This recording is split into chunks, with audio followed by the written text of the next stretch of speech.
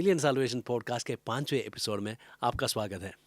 आज हम बात करेंगे ऐसे विश्वास की जो हाँ कहता है भले ही रास्ता कठिन क्यों ना हो।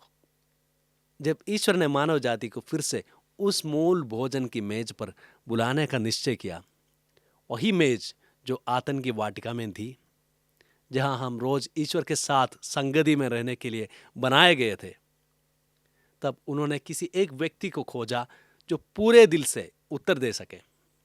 वो व्यक्ति था अब्राहम। अब्राहम ने सब कुछ नहीं देखा था, सब कुछ नहीं समझा था, पर जब ईश्वर ने पुकारा उसने हाँ कहा। आइए अब हम 3 बाइबल पाठ पढ़ें। आप इन्हें अपनी बाइबल में या इंटरनेट पर देख सकते हैं। उत्पत्ति यानी जेनेसिस अध्याय 22, रोमियो नाम पत्र लेटर टू द रोमन्स अध्याय 4, इब्रानियों नाम पत्र लेटर टू द हिब्रूज अध्याय 11। अब उस दृश्य की कल्पना कीजिए। अब्राहम बूढ़ा हो चुका है।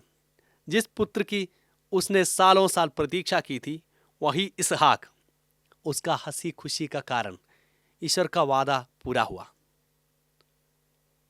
और फिर एक दिन ईश्वर की आवाज आती है, अब्राहम अपने पुत्र को, अपने इकलौते पुत्र को जिसे तू प्रेम करता है, ले और उस पर्वत पर बलिदान कर, जिस पर्वत का मैं तुझे नाम बताऊंगा। कोई सवाल नहीं, कोई बहस नहीं, बस चुप्पी। अगली सुबह अब्राहम जल्दी उठता है। वह गधा तैयार करता है, 2 नौकर और इसहाक को साथ लेता है और निकल पड़ता है। 3 दिन की यात्रा, एक कदम पहले से भी भारी।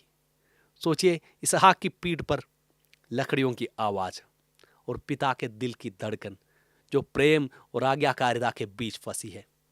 पर्वत पर पहुंचकर इसहाक पूछता है, पिताजी, लकड़ी और आग तो है, पर बलिदान का मेमना कहाँ है?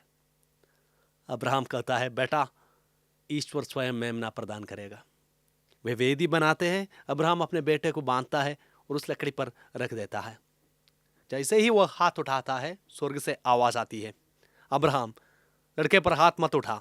अब मुझे पता चला कि तू ईश्वर से डरता है, क्योंकि तूने अपने पुत्र को मुझसे नहीं रोका।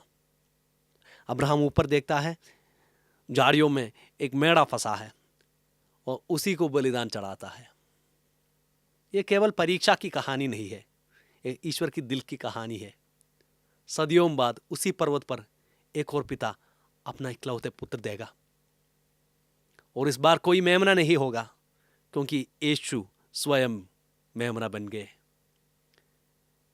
यही है अब्राहम का विश्वास, ऐसा विश्वास जो समझे बिना भी भरोसा करता है, जो अंधकार में भी उम्मीद रखता है। संत पौलुस लिखते हैं, अब्राहम ने ईश्वर पर विश्वास किया और यह उसके लिए धार्मिकता गिना गया। तो आज अपने आप से पूछें, क्या मैं ईश्वर पर भरोसा रखता है? आइए अब एक साथ प्रार्थना करें। हे ईश्वर, मुझे अब्राहम जैसा विश्वास दे। मुझे सिखा कि मैं तुझ पर भरोसा करूं, भले ही मैं आगे का रास्ता न देख पाऊं। मुझे साहस दे कि मैं अपना सब कुछ तुझे सौंप दूं, क्योंकि तू सदा मेरे लिए सब कुछ तैयार करता है। आमीन। हम अगले एपिसोड में फिर मिलेंगे। तब तक ईश्वर का आशीर्वाद आपके साथ सदा बने रहे। धन्यवाद।